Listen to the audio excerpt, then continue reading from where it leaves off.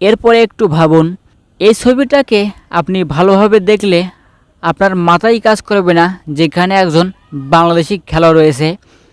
হ্যাঁ, এখানে রয়েছে হামজা চৌধুরী। প্রথমে আপনার মাথায় আসতে পারে এটা তো ইংল্যান্ডের খেলোয়াড়।